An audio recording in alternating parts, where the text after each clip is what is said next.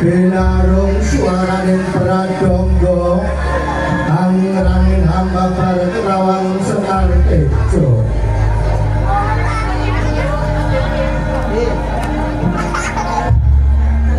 ono gondo arum hangambar kaduging samirana mondo lapuni kota jejutaning kahardian siang punika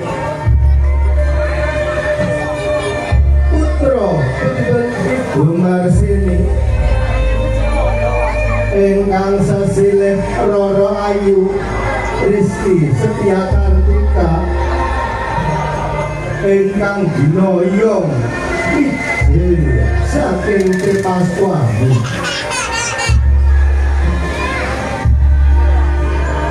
ageng busana panganten putri hanayap dinaru yuk para sesepuh manjing sajroning sasana nilenggo badhe kapiwado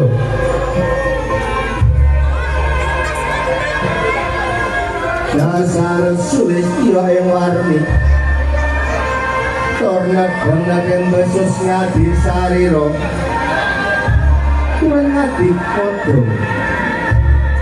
kabeh kadodo kedagem busana sakapaning putrining kraton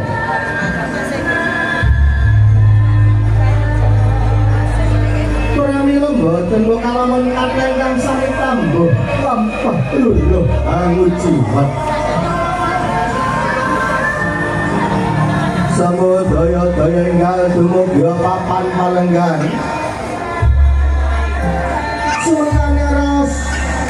wage nang kliwon age dan temu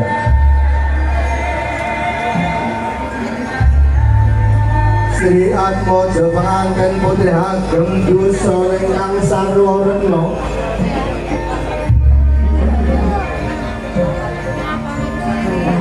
angin busananing raja putri Biar pating pancurat lamun kasor sunaring surya kadite wonten ing dinten kang kapai ugu gumbarep surya kalimas Oktober warsa kaliyan usulah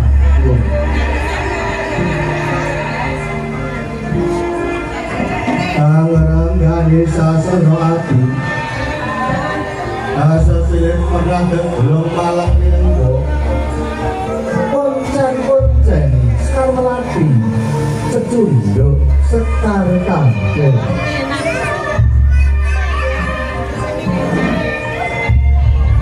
asemu suka sasmita tansah kumantil tanggil dinatan kakung Ragak madyaning sasana pawiwan kagiat ogoro kang tiga seta resi dene uring wasangganing para tamu kakung putri puspan bekti jroning sasana pawiwan marmo sagedap wungkul semuanya senangin suka mesem jroning batos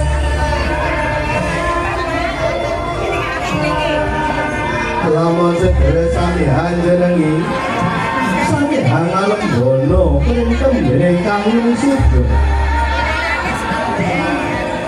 lulus harjo saripun penganten putri dening kalembaring temanten putri Nolyo kalanggang ing damaringgo waswangga anggono raras yambaan tangan dulak sintangan dicolok jauh pangging pinangaken